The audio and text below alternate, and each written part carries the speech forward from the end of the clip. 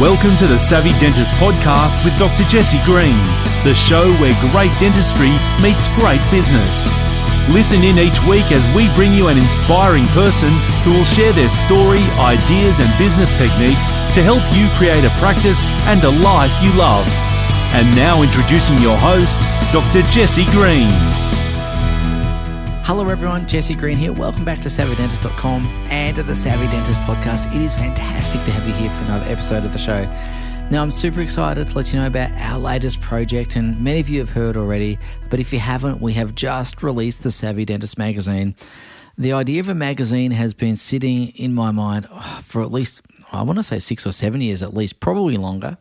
And the Savvy Dentist magazine is not like other magazines because it is dedicated exclusively to the business of dentistry. And my thinking around dentistry and business is our operating environment continues to change and evolve. And I really believe that as practice owners, we need to be more sophisticated in how we approach things. We need to have greater knowledge about how we approach things, and we need to be more alert to changing conditions more than any other time. Clearly, we operate in a more competitive environment than at any other time, and having access to knowledge and insights and experience is going to be really key and pivotal to helping you navigate that journey. The magazine comes out quarterly. It's entirely free. The first version, or the first edition, I should say, is a digital version. But once we move to edition 2, it's going to be available in print, so hard copy as well as soft copy and digital. And so whether you want the print version or the digital copy, it's entirely free. There's nothing to pay. All you need to do is head across to savvydentist.com/magazine and subscribe, and that's yours. It's our gift to you. We hope you find it really helpful. In the magazine, you're going to hear from industry experts around IT. You're going to hear from industry experts around accounting and finance, legal profession, property, fit out, HR, recruitment, marketing, and everything in between. But on top of that, you'll also hear from experts outside of the industry, other business luminaries, other people who are doing great things, who we can draw lessons from, draw inspiration from, and apply those lessons and inspiration to our own businesses and really enjoy the levels of success we've always wanted. And so we're really excited to have that available to you as of right now. So please head across to savvydentist.com/magazine, grab yourself a copy, hit on the subscription list so we can make sure that comes to you every time we have a new edition. And we are so excited about it. We're really grateful for the kind words that people have sent our way already, and we hope that all of you will find that really helpful in your journey as well. So as I said, just grab yourself a copy and it's there as a gift for you. Now, on to our conversation today. This is perhaps one of the most interesting conversations I've had on the podcast for a long time. I'm talking to Carlos Davidovich, and Carlos has a background as a medical practitioner. He grew up in Argentina. His family obviously comes from Eastern Europe with a surname like he has, but he practiced as a doctor for 20 years, and then he got really interested and fascinated by neuromanagement, understanding neuroscience. He works a lot in business. He's a lecturer and a facilitator of the MBA program at various universities. He's a professor of neuromanagement in that space at the University of New York and Prague in the Czech Republic. He's also actively involved in academics in the academia world in Slovenia, and he's also an executive coach. But what was really interesting about this conversation was understanding why we do the things we do. Not only why we do the things we do, but how our team, and understand why they do the things and our patients do things, and really getting to understand the neuroscience of success. And it was, as I said, it was a thought-provoking, really interesting conversation with Carlos. I get a lot of fun talking to lots of people on the podcast, and this has been up there as perhaps one of my favorite interviews ever. And maybe because it's the right conversation at the right time for me, but I think this is really relevant to everyone as well. I think this is a really useful conversation. It's incredibly thought-provoking, and it's going to prompt you and provoke you to think more deeply about other things as well. So I think you're going to get a lot of value from this conversation, and I hope you enjoy it as much as I enjoyed recording it for you. So without any further ado, here is Professor Carlos Davidovich talking all about neuroscience, neuromanagement, neuromarketing, and a whole lot more. Carlos, thank you so much for taking the time to join us at the Savvy Dentist podcast. I've been very much looking forward to talking to you for some time now. Your background is interesting. It's fascinating. The work you do is interesting and fascinating. What a wonderful and interesting life you've had, and I can't wait to explore it with you. So thank you for joining us. My pleasure, and thanks a lot for the invitation, Jess. Really, I'm honored to be in your podcast. Oh, that's very kind of you. Carlos, you trained as a doctor. You did medical training in Argentina. You've made lots of different career paths over the years. You work in executive coaching. You studied neuroscience. You teach in MBAs. Like there's nothing in your CV that you haven't done. Oh, you've done everything, right? So it's really fascinating. I wanted to ask you a little bit about why you've taken some of those turns. I'm curious to understand the backstory, because I always find that's really interesting to understand someone's perspective on life. I love the question. I need to be 100% honest to you, Jess. If you ask me, did you plan your life? The answer is no. I was just following, I like to say, going with the flow. But that was what life was presenting to me through my career. And I my only credit is I made the decision to follow that path. So I think that in life we need to plan, of course. But we need to be very open of what is going on there, because not necessarily we know where is our best place to be. What I'm trying to say is I enjoyed practicing medicine. My specialty was internal medicine in that moment, and then I enjoyed a lot biotech in pharma. But today, what I can say is everything, I would say, put me in my real path. That is what I'm doing today. I'm very grateful to life, or whatever energy you want to call it, whatever name you want to call it, because at this moment I'm able to support people, and based on my, let's say, diverse background, I'm able to understand different situations and able to help in a different way. I don't like the word help. I would say support people's development. And when I say people's development, even though I work as executive coach, so I mainly coach people from companies, there's no way not to talk about personal life. There's no way not to connect with people's needs as a human being, because it's all connected. I know that is a cliche, but it's true. That's the point. It's all connected, and it's very important to understand what are the roots of why people are in certain place, and to understand also to help to understand what really they want to do in their life. When in this framework of companies of work, it's easier to approach different needs from my clients. And the reason I got into neuroscience is because today there is a lot of information. Still, there is a long way to go, but it's a lot of information that can explain, I will say, in a rational way, can explain our behavior and our relationship and why we make certain decisions. And that is a language that for me is a doorway when you talk to people from companies, because of course they want to know the whys. And I think it's a fair request. And I'm able to explain the whys. And then we can go to more, let's say, more emotional sides, because in the end we are emotional beings with a brand new rational software that is still we don't know exactly how it works.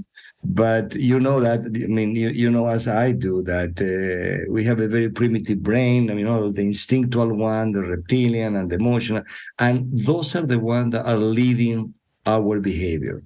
So it's important to understand what is behind, and then we can really, really take a better care of our life. I was going to use the word control, but control has a negative connotation. In this case, I will say to be able to manage your life in a way that will benefit you.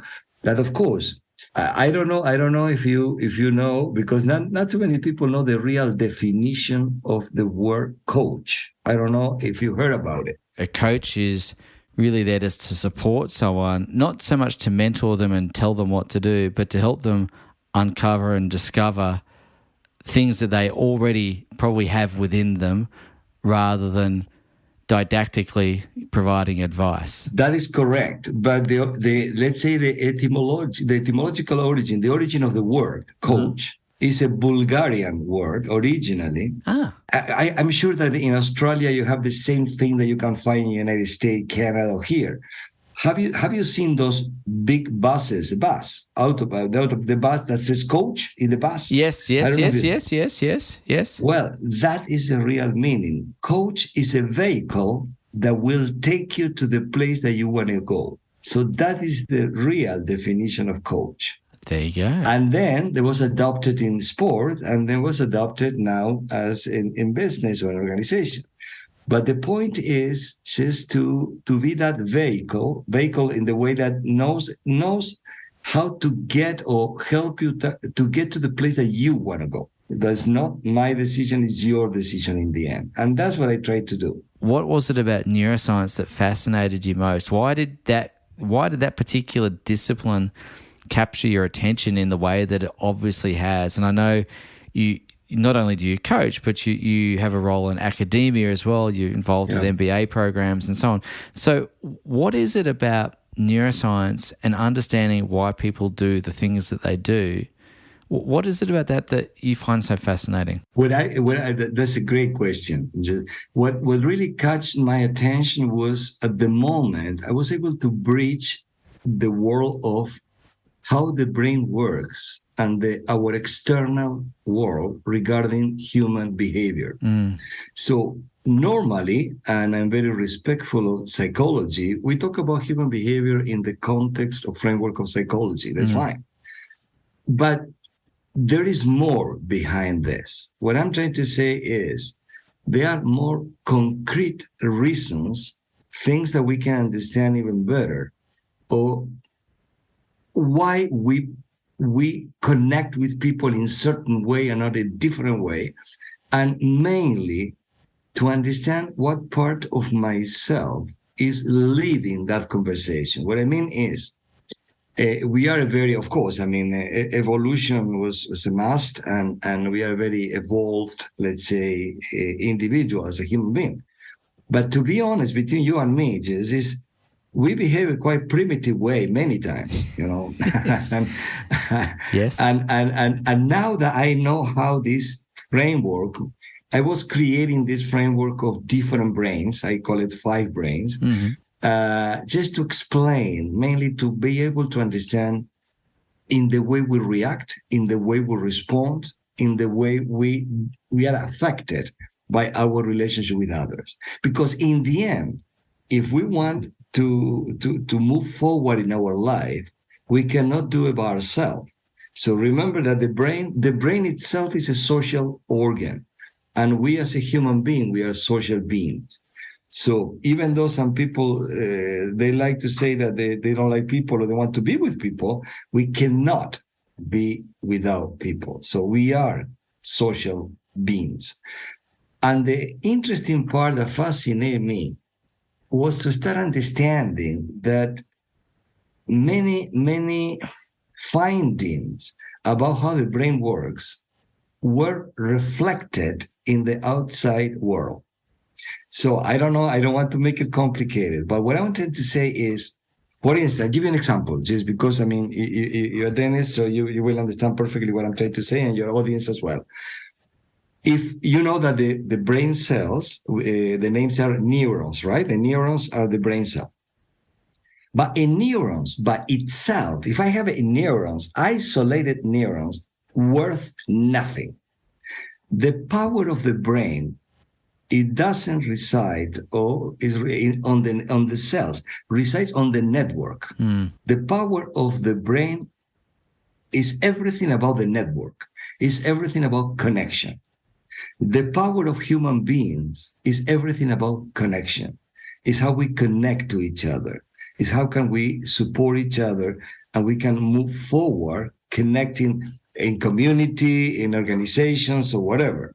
So that model of connectivity happens inside our brain and happens outside our brain.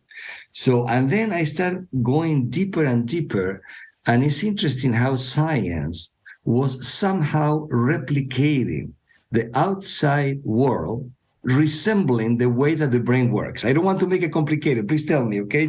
So what I'm trying to say is, I don't know if you remember that old quote. I mean, as above, so below. No, I mean, it's like as inside, so outside. So if we can understand our inside, and this again is something that we try to do all the time, we can understand better the outside. And I understood that we need to be very practical in life, very concrete. I'm not a scientist that will talk about in a deeper way about how each neuron connects with each one or whatever. It's not my area of interest. My area of interest is how that can be applied in a concrete and practical way in our outside world, in the way we connect with each other. For instance, if you want to give you another example. Yeah. You know that today to talk about empathy is a must, right? We need to be empathetic and to connect with people, blah, blah, blah. I mean, totally is correct. But I say it in a funny way, okay? Don't get me wrong, that empathy is overrated. And I tell you why. I mean, because in the brain, for instance, empathy and analytical thinking, they compete with each other all the time. So if we are too empathetic, we cannot analyze properly a situation. Therefore, good leaders, I will say successful leaders, they need to know how to balance a right level of empathy with a right level of analytical thinking, and to know how to I will say, dance between the two of them. Tell me if I'm explaining myself. Perfect. So I need to be empathetic to connect with my people. I need to be, as a coach, empathetic to understand properly what my clients needs, right? Mm-hmm. But in one moment, I need to understand to stop that empathy and to start thinking, how can I support and help that person? Because if I stayed in the empathetic side, the only thing I will be able to do is to cry together with you, but not help you. Yeah. I don't know if I explained myself. And when I understood this connection, let's say in your profession, of course, I mean, you know that everything around odontology is quite painful, for people. People are that nobody wants to go to the the dentist. But because it's quite traumatic and we feel, powerless in a situation when somebody's inside our mouth working, and doing all this now. And then the dentist needs to be empathetic. I mean, to get the confidence and the trust of the patient, right? I mean, but in some moment, you need to stop being empathetic. You need to do your work. And your work is quite technical. Yes. And if you keep being empathetic, you will not be able to do your work because you will be just feeling what your patient is feeling and doing nothing. Makes sense what I'm saying? Yes. So in life, it's the same. So that's why I just gave you a very concrete example of knowing how the brain works. Now I understand how we need to manage this, I would say, perfect balance between empathy and analytical thinking. So, and this happens and applies in every realm in life. I wanted to ask you about interactions of a different sort, balancing empathy and analytical as well, and that is in a team situation where as an organization and as the leader of that organization, you have objectives to achieve, you have outcomes that you're trying to attain, and at the same time, we can't do those things entirely on our own. We need to learn how to work with people. We need to learn how to bring a team with us. And I think every business owner I've ever spoken to tells me the hardest thing about running their business is people. Absolutely. And sometimes it's ourselves that's the roadblock. Other times it's how we interact with our team or indeed our patients or clients, depending on the industry.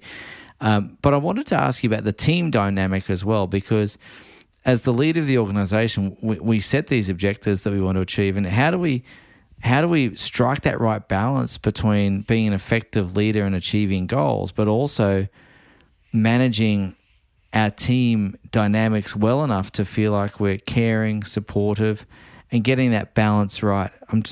I sometimes struggle with that. Well, that is a big struggle for all of us. And this is, you just bang on, you know what I mean? What you're saying is the issue. And what you say is one of the secrets of becoming a good leader. I don't know, let's not use the word good, effective leader. That would be a better word.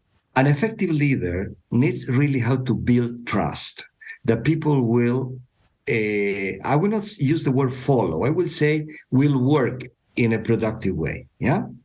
But at the same time, you need to make decisions. You need to set directions that not necessarily will be what everyone will accept or will understand as the right direction. Make sense?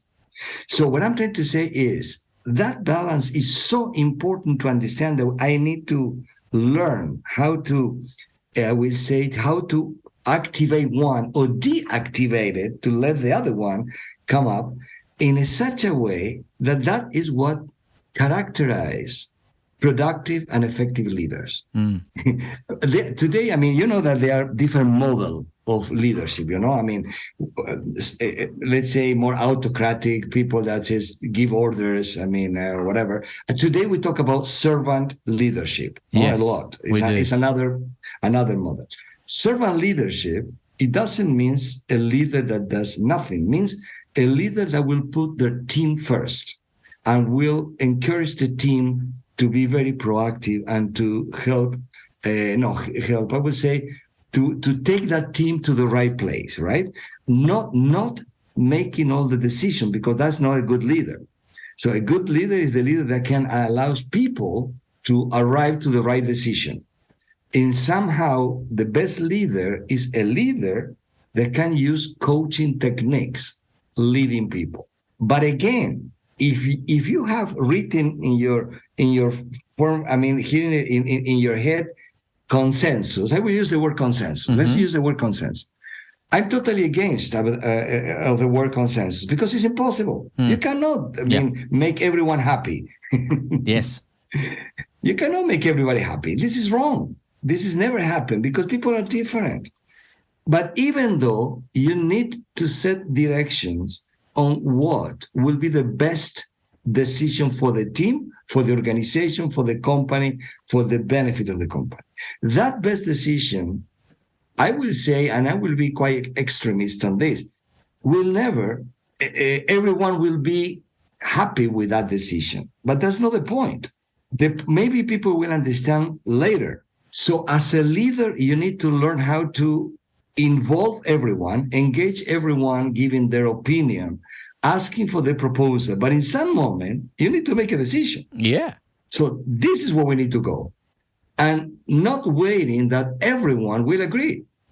Because you need to involve everyone. But in one moment, you need to be the one saying, this is the direction, this is where we're going, because it's the best for everyone. And not necessarily everyone will be aligned with this at the beginning. Makes sense what I'm saying? Yeah. And that's the point. That's the point again, when we bring empathy and we bring analytical thinking.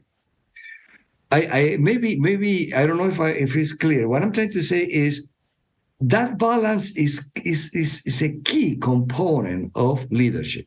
It's very clear, and it's also it's one of those things, Carlos, that I would say it's simple to understand and hard to execute.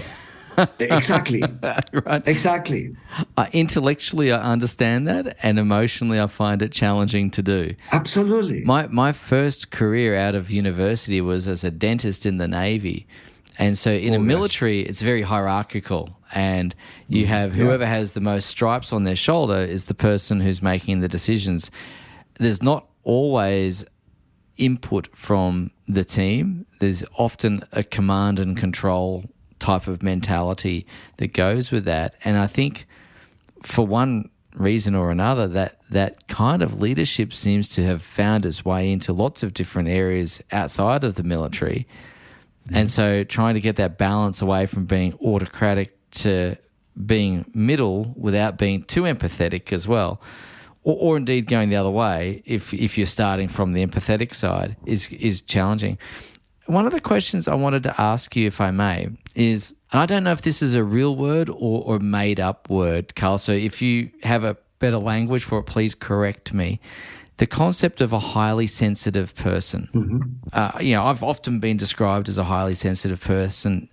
Empathy comes pretty naturally to me, but it can also be crippling for decision-making because you do get stuck in that. And so one of the good things about being highly sensitive is intuition, in that you can feel things that perhaps others can't feel. Absolutely. I wanted to ask about the role of that intuition in leadership. Wow, this is a fantastic question. Love it. I tell you something, just to start talking about it. I learned when I was living in Canada. I'm 7 years in Toronto. Yeah. I was certified in one assessment. The assessment is called Success Finder. Doesn't matter. It's an assessment of personality. Yep. Clifton. That defines 85 behavioral traits. Yes. One of the traits is intuition. Yes. And in the end, long story short, the guy who did all the research on this found out that the effective and productive leaders are those that are able to use intuition in their career. Wow. Intuition is one of the key components of effective leaders. Wow. And it sounds counterintuitive, right? It does. Exactly. But and then I tell you just because I love to explain this in the way. We can discuss the word intuition for hours because it's still exactly we don't know what it is. Yes. When I see that my client is a leader and intuition is there, I try to encourage this as much as I can. And when they say, okay, but listen, the word intuition sounds touchy-feely stuff, you know? I mean, what do you talk about this? Like, spooky. And I explain in this way. And then I want to talk about the high sensitive personality. It's a different story. Mm-hmm. Intuition, this is the way I explain it. And people say, wow, now I understand. Now it's okay. Intuition is the result of a very, very sophisticated algorithm of our different brains. Intuition comes through different path. One is there are people like you, definitely, that you are very sensitive and you can register that information that is coming in a way that is avoiding the rational path. Makes sense what I'm saying? Mm-hmm. So you're not doing the rational process to arrive to the conclusion. You just know what to do. Or you know what is the right way to follow, right? But the truth is, our different brains, emotional, instinctual, and rational, what they are doing permanently since the moment we're born is gathering information. Remember also this, maybe you heard about this. The brain is receiving 11 billion of inputs per second from the outside world. Yeah.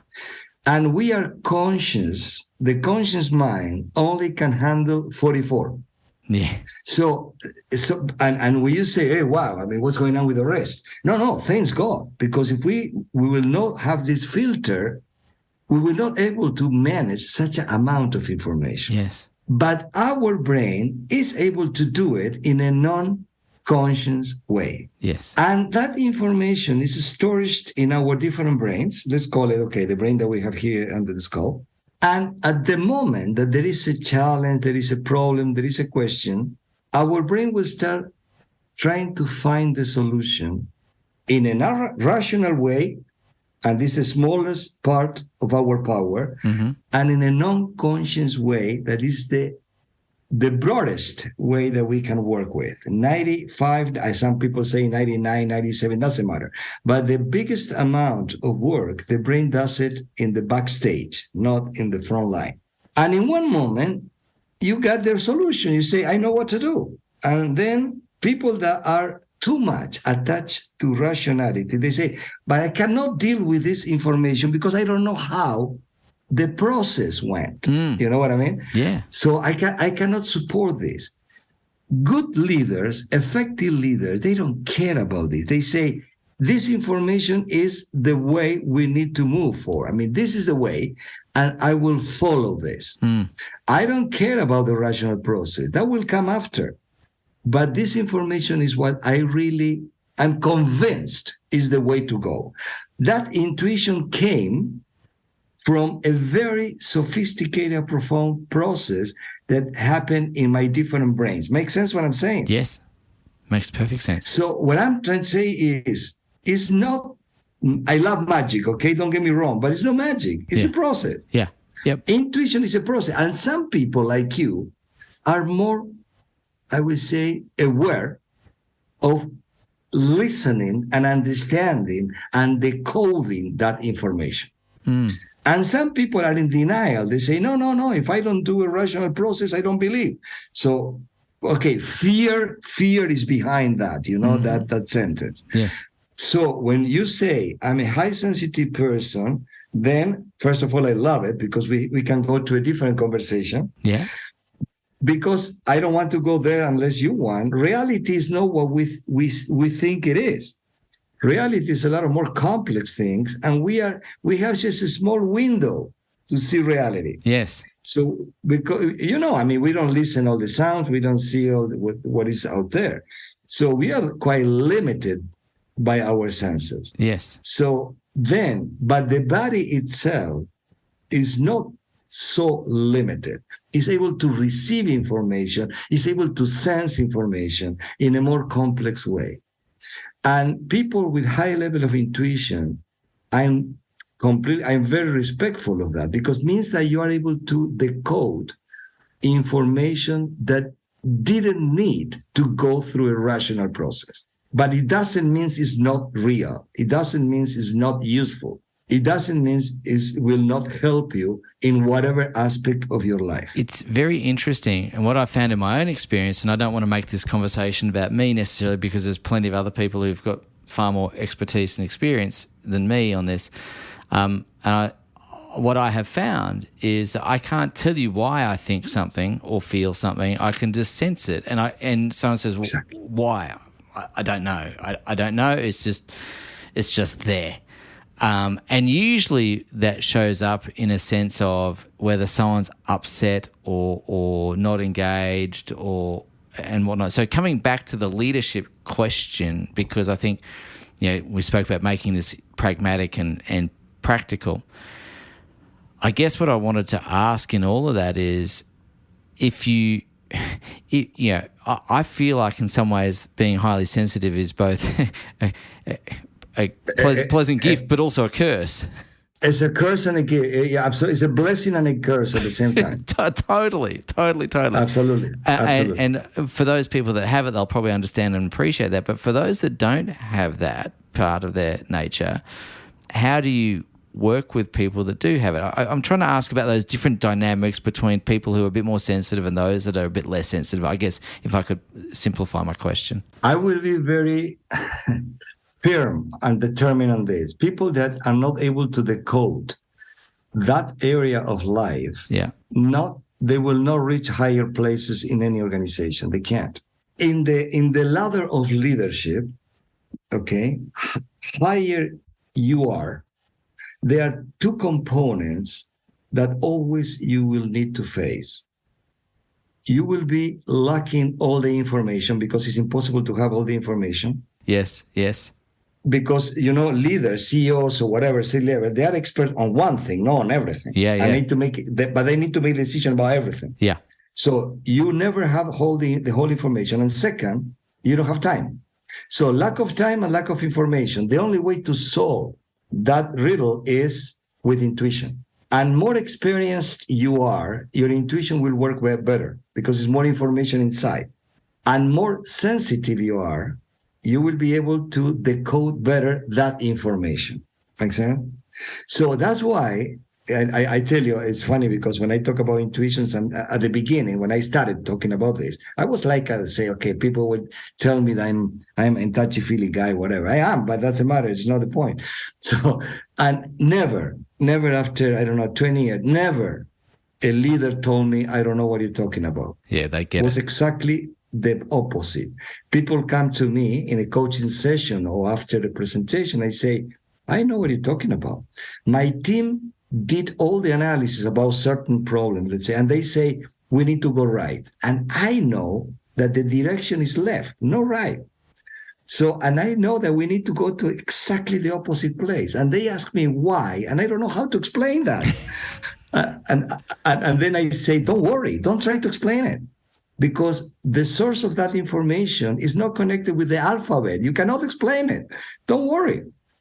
But you need to follow that, because it's based in many, I would say, it's based on your ability to receive information for sources that are not limited by our rational brain. That's quite limited, by the way. Yeah, really interesting.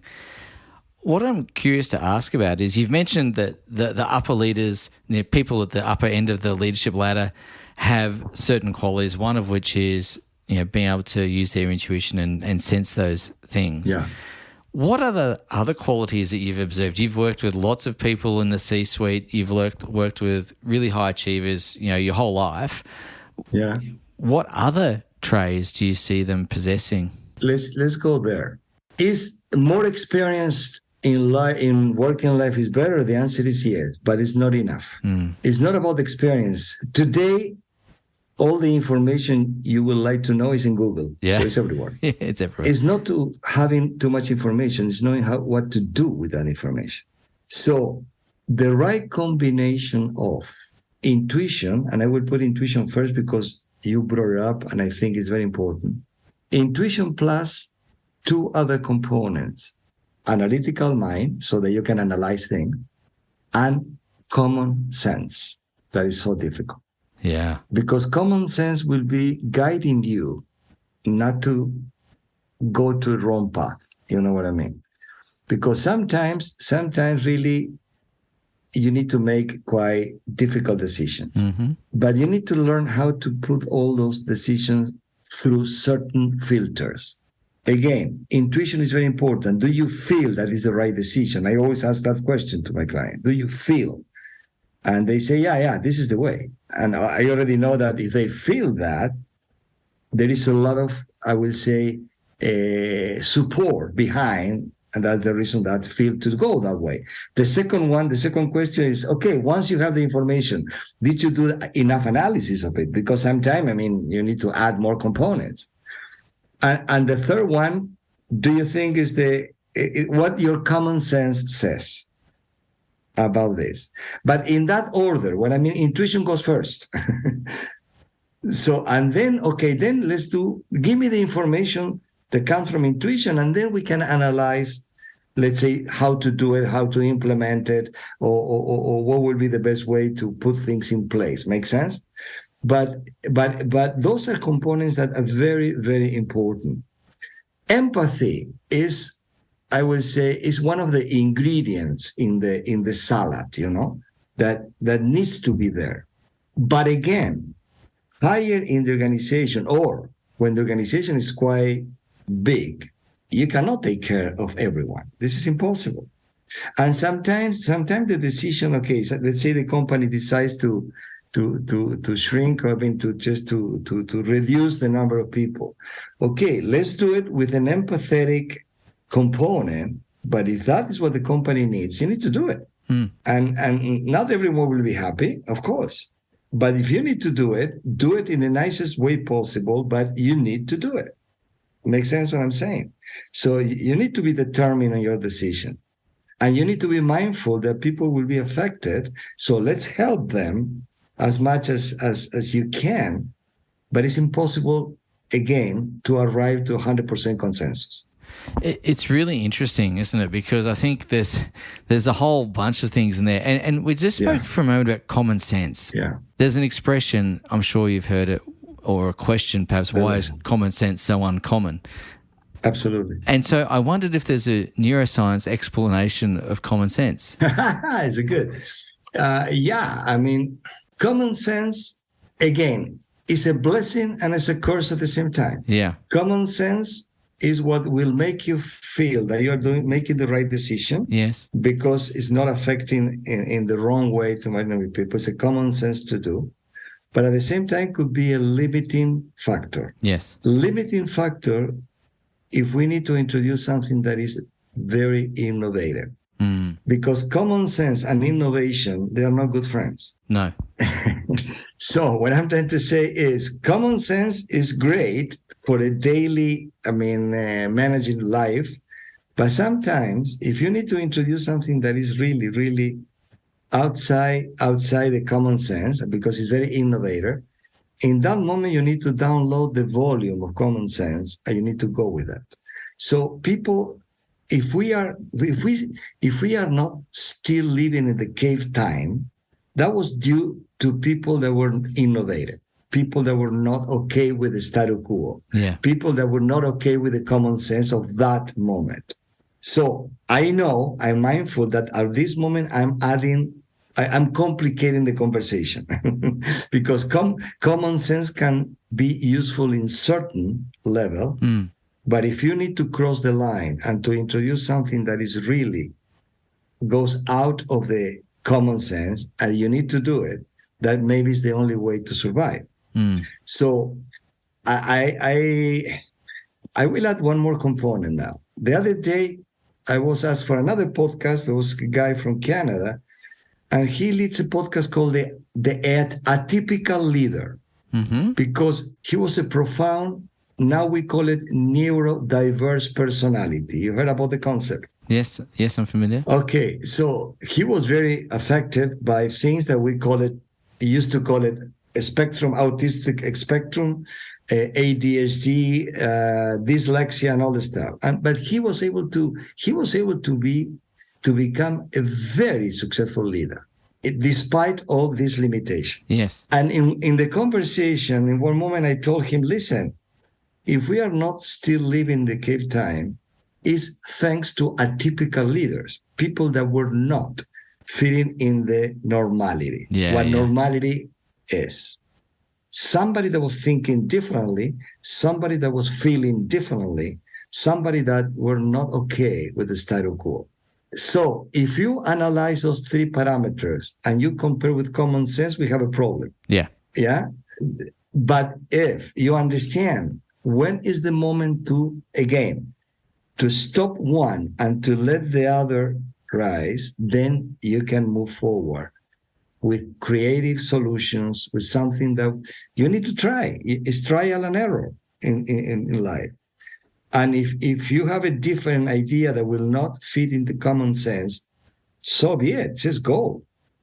That was the only reason. It makes sense. I don't want to make it complicated. Just want to. We are in pieces of the puzzle here. Okay. So because now I added the piece of the innovation or creativity. Let's call it innovation, because innovation is the practical application of creativity. Yeah. And innovation needs to break the common sense, needs to go against common sense. So again, a good leader are those people, good leaders, that can manage all these components in a balanced way. It's really interesting to talk about creativity in the context of innovation as well. And I'm curious, and again, in dentistry, how we run our businesses, requires a degree of creativity, but maybe not like designing a new iPhone creativity, but creativity in how we approach our day-to-day work. I wanted to ask you about creativity, whether it's innate or can be nurtured. And I'm not sure what the answer is. Is that genetically programmed that some people are more creative than others? Is it a skill? Is it a gift? What is it, Carlos? I'm not quite sure what the answer is. It's a combination of things. Yeah. One of my workshops is about growth mindset. Yes. And maybe you heard about the concept, growth mindset and fixed mindset. Fixed mindset, yep. And I like to present it in the following way. All of us are gifted. No, it's not true. Do we know what our gifts are? Many times we don't, because we didn't try. We didn't try means, can I do everything well in my life? The answer is no. Can I try everything in my life and see how can I do it? The answer is yes. Can I be the best on, let's say, I don't know, playing tennis, to say something? Can I be Nadal or Federer or these people? The probability is low because I don't have those conditions. Can I be better than myself every day I practice? The answer is yes. I'm adding one more component here. And always, that's the way I start the workshop. The question is, what is the limit of the brain? It's a tricky question, of course. The answer is limitless. We don't know. So it doesn't mean it has a limit, but we don't know. At the moment that we are dealing with an organ, our brain, that we don't know what is the limit, don't tell me you cannot do it. Tell me that you were trying and didn't work. That's okay. But don't tell me you cannot try. Okay, so that's really powerful. Ladies and gents, if you've just heard that, I think that's something you better write down, because I think that's really very, very profound. If we understand that the brain is limitless, you can't say I can't do it. We can just say I tried it and that didn't work, and so I can try again. I can try something different. I can do the trial. Exactly. Yeah. So but don't tell me you can't.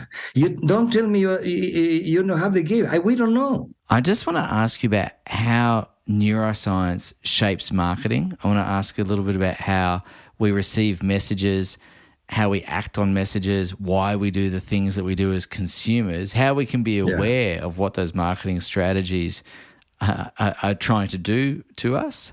It's fantastic. And equally, to play the other side of the coin as well, what can we incorporate into our own marketing ethically and all the right reasons, of course, but how can we motivate our patients to take the actions that we want them to take? The thing, let me just back up for a second. You made a really good point a moment ago that there's no shortage of information. We can jump onto Google and find anything we want to find out. Yeah. We know that to prevent dental disease, we need to have good oral hygiene habits. We need to have good home care. We need to eat a balanced and healthy diet. Yeah. All of those sorts of things. Similarly with, general health and well-being, we need to exercise and not eat so much and all the rest of it. And yet we have an obesity problem. We also have dental disease is a largely preventable disease. Of course. And yet why is it that people don't act on the knowledge that they know? What stops people taking action on what they know? I love it.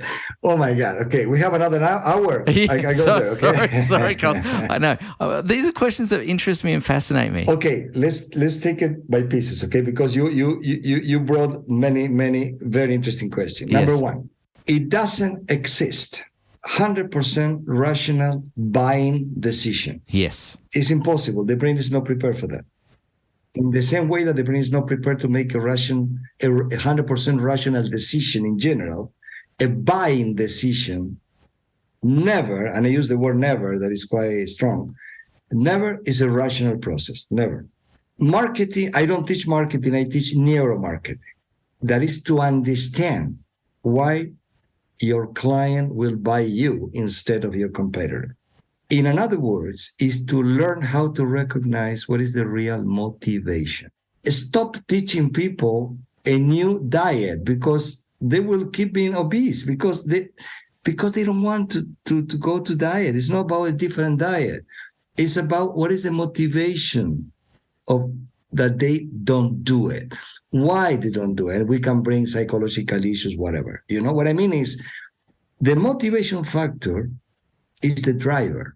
In neuromarketing, what I work with during all these 40 or 60 hours that I teach is to understand the real motivation of the product, what the product produces. I give you an example. Do you know what Starbucks is selling? Because Starbucks doesn't sell coffee. This is important to understand. There are many sources of coffee. Don't tell me that Starbucks is selling coffee. Starbucks is selling, what they sell is called a transitional experience.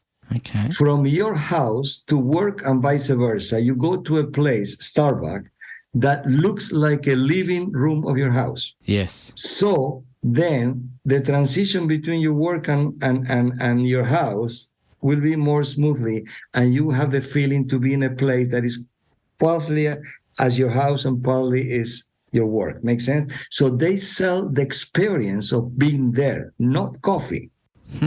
What MasterCard is selling. MasterCard is not selling what can you buy with a car. The focus of their promotion is what can you get that is priceless. Priceless, yeah, the experience. The experience. something that you cannot buy with a credit card, but you need the credit card. Okay, that's the trick. But what are you getting thanks to the credit card? Not the product, the experience that is priceless. Domino Pizza, I don't know if it's in Australia, Domino, but it's everywhere. Yes, it is, yes. Domino Pizza is not selling pizza, it's selling speed, that you can get it in 20 minutes. If not, you don't pay. So what I'm trying to say is, it's never about the product. It's about the impact of the product in your life. And that is what I teach in neuromarketing. Coca-Cola is the company that spends more money in the world in marketing. Coca-Cola is totally counterintuitive. So is Coca-Cola selling Coke? No. What Coca-Cola did lately, connecting the product with happiness. And they created the foundation of happiness all over the world. That when you see a Coke, you will think about happiness.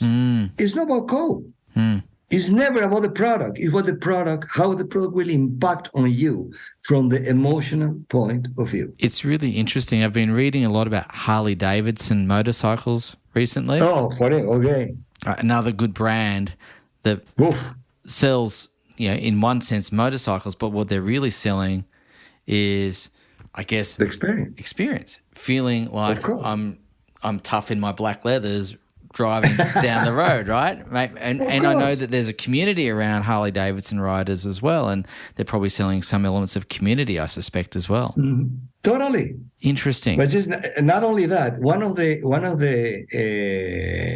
chapters I teach in neuromarketing is brands and religion.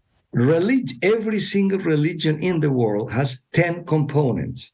And to give you an example, normally there is a secret, there is something, there is a sacred book, let's say, there are many. There also is the feeling of community. There are 10. I cannot name it right now, but there are 10. Yes. When we work in the neuromarketing class is to identify products that they share this component, that they behave like a religion. Harley Davidson is one of them that feels almost the 10 buckets of religion. It's fascinating. It's fascinating. I'm actually reading about cults and brands at the moment as well, and the similarities across cults and brands. It's interesting. It's really fascinating. It's fascinating. The feeling of belonging, for instance, is one. The feeling of belonging. And I'm a Harley Davidson guy. This is one. I belong to the community of Harley Davidson, and many others. There are many products, or Louis Vuitton. All the high-end brands, for instance. I wanted to ask you about Starbucks for a moment, because I think that's a really interesting case point. Yeah. You said it's this transitional experience. It's easy to be wise after the fact, but was that created by design initially, or was that a happy coincidence? I love that. I don't have the answer, to be honest, because it was created by a guy from Austria, Starbucks. What he says is that he was from Europe, from Austria, and he was in the United States, and he hated the American coffee. He hated it. I understand that. And he wanted to bring the European coffee experience to the United States. That's what he said. Yes. So then that you can have a coffee in the European style. For that was not only to make a good coffee, it was also to take the coffee, to drink the coffee in a nice place, more homey place. Yes. So that was his idea. If he was thinking about all the consequences, I cannot tell you. I don't know. Yeah, it's very clever. Carlos, you've been incredibly generous with your time today, and it's been an incredibly fascinating, thought-provoking conversation. If we were to try and construct some themes, I don't necessarily think there's going to be 3 silver bullets or three magic pills. I don't think that. But I guess what I wanted to leave the audience with was some further thinking, or some things to consider as they go about their day to day. What would be the areas that you would think that is worthy of exploration and deep thought? Accept, and I use the word accept, no understand, to accept that we are mainly emotional beings, no rational beings. Yeah. The problem is that the word emotional has a negative marketing. We use it in a negative way. When we say somebody's emotional, we are saying you're not managing your emotion. That's not what I'm saying. What I'm saying is emotions are everywhere. So if emotions are everywhere and are driving our life decisions, our buying decision, I think it's enough motivation to learn how they are affecting myself, to learn how can I understand and deal with my emotions in a better way. That will make a huge difference in my life. It's not becoming emotional. It's not touchy-feely stuff what I'm saying. I'm saying, hey, be mindful who is talking from you, that you're not being so rational as you think, that you will use your rational mind. You need, because that's the reason that we are talking now from Australia to Madrid, thanks to the rational technical development. But at the same time, as a human being, still we have one component that is leading all our behavior, and is more connected with emotions than with the rational thinking. I don't know if that is useful. I can keep going. I think it's incredibly useful, and I think it's incredibly powerful. I think it's useful in lots of different ways. It's useful in terms of our interactions with our team. It's useful in terms of interactions with our patients, understanding that we're coming from a place of emotion, they're coming from a place of emotion, we're all coming from that place. But I think it's also really important to know thyself and to be aware of what's driving our own behavior. You know, maybe I'm coming from a place of fear or frustration. Maybe that's the way that's why I'm communicating the way I'm communicating, and maybe it's why other people are communicating the way they're coming, or maybe they're coming from a place of hope and aspiration, or whatever it is that's driving that. I think being aware of that is really powerful. And I think what's really powerful about that, coming back to the very beginning, Carlos, is if we're going to achieve objectives in our personal life, in our business life, we need to be able to work with other people. So understanding that fundamental piece, I think, is really powerful. So thank you. I appreciate that. No, my pleasure. Really my pleasure. And thanks a lot for your invitation. I really enjoyed it. Carlos, this has been a really fun conversation. So thank you for making it so fun for me. I have to tell you, Carlos, really quickly before I let you go, the thing that you're probably familiar with, that work of Simon Sinek's Start With Why and all those sorts of things. And my greatest pleasure in life is to have interesting conversations with interesting people.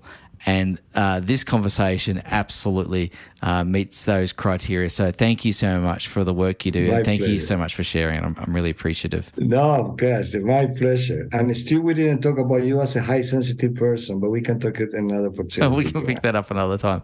Thank you very much, Carlos. My pleasure. Really my pleasure. Take care. Bye-bye. Thank you for listening to the Savvy Dentist podcast. For more episodes, go to drjessegreen.com/savvydentist. And to discover how to build a high-performance dental practice, visit drjessegreen.com and download the free report.